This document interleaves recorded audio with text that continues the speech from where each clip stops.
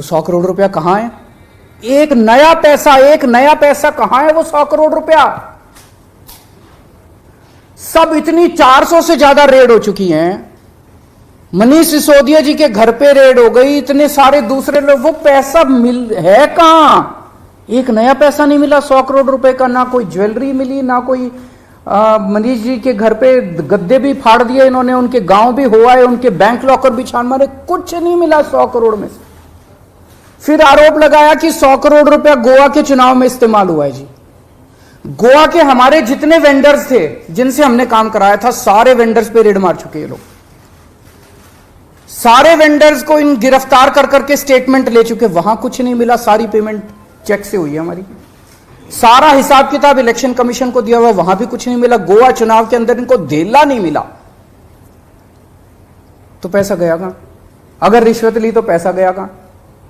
अरे पैसा तो तब मिलेगा ना जब रिश्वत ली गई होगी और रिश्वत दी गई होगी। आज मैं इस प्रेस कॉन्फ्रेंस में कह रहा हूं कि 17 सितंबर को शाम को 7 बजे मैंने नरेंद्र मोदी को 1000 करोड़ रुपए दिए थे। कर लो गिरफ्तार उनको। ऐसे तो कोई भी इस देश में खड़ा होकर कुछ भी कह देगा। मैं कह रहा हूं कि नरेंद्र मोदी को 17 सितंबर की शाम को 7 बजे मैंने 1000 करोड़ रुपए दिए थे। गिरफ्तार करोगे इस बेसिस पे नरेंद्र मोदी को? भाई मेरे पास कुछ सबूत तो हो कहने का। कोई तो मैं कहूंगा भाई मेरे पास ये सबूत है, मैंने दिए थे। ऐसे ही कोई कुछ भी खड़ा होकर कह देगा और गिरफ्तार कर लोगे। 100 करोड़ रुपए दिए, 100 करोड़ रुपए दिए गोवा चुनाव। अरे कहां है सबूत? कोई सबूत नहीं है। ये पॉलिसी इतनी शानदार पॉलिसी थी, ट्रांसपेरेंट पॉलिसी थी, जो भ्रष्टाचार खत्म कर देती पूरे के पूरे शराब सेक्टर में। ये इस बात से साबित होता है कि ये पॉलिसी जब पंजाब में लागू की गई, पूरी कॉपी पेस्ट पॉलिसी है, जब पंजाब में लागू की गई तो इस पॉलिसी से 50% रेवेन्यू एक साल के अंदर बढ़ गया। 50% रेवेन्यू दिल्ली के अंदर इन्होंने लागू नहीं की, करने दी। पंजाब के अंदर इनकी चली नहीं, क्योंकि पंजाब एक फुल स्टेट है। तो मैं मोदी जी को कहना चाहता हूं, मोदी जी अगर केजरीवाल भ्रष्टाचारी है तो फिर इस दुनिया के अंदर कोई ईमानदार नहीं है। मुद्दा भ्रष्टाचार है ही नहीं, मुद्दा भ्रष्टाचार की जांच है ही नहीं, मुद्दा शराब घोटाला है ही नहीं। ऐसा शख्स देश का प्रधानमंत्री जो सर से लेकर पैर तक भ्रष्टाचार के अंदर डूबा हुआ है, उसके लिए भ्रष्टाचार मुद्दा कैसे हो सकता है? पिछले मार्च के आखिरी हफ्ते के अंदर मैंने इतने सारे असेंबली के अंदर इतने सारे गिनाए थे भ्रष्टाचार जो इन्होंने किए हैं, इतने भ्रष्टाचार गिनाए थे। इन्होंने तो मेरे को तभी कह दिया था उस दिन, जिस दिन असेंबली में मैंने स्पीच दी थी, शाम को संजय सिंह का मैसेज आया कि अरविंद जी अब अगला नंबर आपका है। कल सत्यपाल मलिक जी ने एक इंटरव्यू दिया, मैं वो सुन रहा था। सत्यपाल मलिक जी ने कहा मोदी जी को भ्रष्टाचार से कोई परहेज नहीं है। ये मैं तो नहीं कह रहा हूं, ये तो उनके अपने गवर्नर कह रहे हैं। सत्यपाल मलिक जी कौन है? सत्यपाल मलिक जी मोदी जी के बहुत खास लोगों में गिने जाते थे। उन्हें पहले उन्होंने जम्मू कश्मीर का गवर्नर बनाया, फिर उन्हें गोवा का गवर्नर बनाया, फिर उन्हें मेघालय का गवर्नर बनाया। उन्होंने कहा कि मेरे जो इंटरेक्शन हुए मोदी जी के साथ, उसमें पता चला है कि मोदी जी को भ्रष्टाचार से किसी तरह का परहेज नहीं है।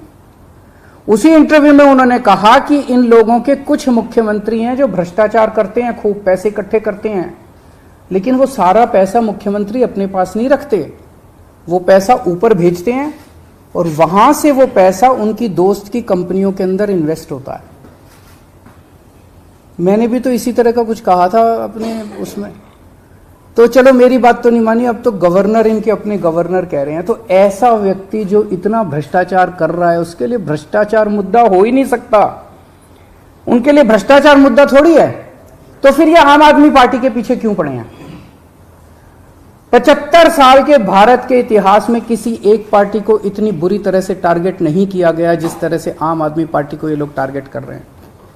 नंबर 2 को गिरफ्तार कर लिया, नंबर 3 को गिरफ्तार कर लिया, और उनको गिरफ्तार करने का तो मकसद इनका यही था कि मेरी गर्दन तक पहुंचना। तो अब ये मेरे पीछे पड़े हैं, मुझ तक पहुंचने की कोशिश कर रहे हैं। किसी पार्टी को इस तरह से नहीं टारगेट किया गया जिस तरह से आम आदमी पार्टी को टारगेट किया गया। उसका एक कारण है, वो कारण है कि 75 साल के बाद आम आदमी पार्टी ने इस देश को एक ऐसी उम्मीद दी है जो कि कोई पार्टी नहीं दे पाई। गुजरात के अंदर 30 साल से बीजेपी की सरकार है, उसमें 12 साल प्रधानमंत्री मोदी जी खुद वहां पे मुख्यमंत्री रहे। 30 साल के अंदर ये एक सरकारी स्कूल ठीक नहीं कर पाए, एक भी सरकारी स्कूल ठीक नहीं कर पाए। जब मोदी जी को फोटो खिंचवाने के लिए सरकारी स्कूल में जाना था तो एक टेम्पोरेरी क्लास, एक टेंट के अंदर टेम्पोरेरी क्लास बनानी पड़ी इनको फोटो खिंचवाने के लिए। फोटो खिंचवाने लायक सरकारी स्कूल भी नहीं बना पाए। और 5 साल के अंदर दिल्ली के हमने सारे सरकारी स्कूलों का कायाकल्प कर दिया। 5 साल के अंदर हमने सारे सरकारी स्कूल ठीक कर दिए। इस देश के लोगों को आम आदमी पार्टी ने एक उम्मीद दी है कि केवल आम आदमी पार्टी उनकी गरीबी दूर कर सकती है, उनको शिक्षित कर सकती है, उनके बच्चों को रोजगार दे सकती है। आम आदमी पार्टी ने इस देश के लोगों को उम्मीद दी है।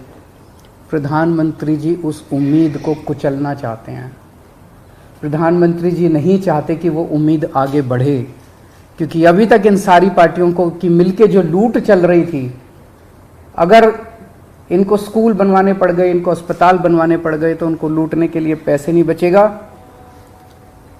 तो कल इन्होंने मेरे को बुलाया है, मैं जाऊंगा कल सीबीआई में। और मैं फिर से अंत में यही कहना चाहता हूं कि प्रधानमंत्री जी, अगर केजरीवाल चोर है, केजरीवाल भ्रष्टाचारी है, तो इस दुनिया में कोई ईमानदार नहीं है। सर, क्या आपको आशंका है कि कल जब आप पूछताछ में जाएंगे तो गिरफ्तारी हो सकती है आपकी? संडे का दिन है, जैसे मनीष जी को अरेस्ट किया गया था, आप पूरी कर सकते हैं? भाई ये बीजेपी वाले तो मैं कल से देख रहा हूँ प्रेस कॉन्फ्रेंस कर करके यही कह रहे हैं कि केजरीवाल को गिरफ्तार करेंगे।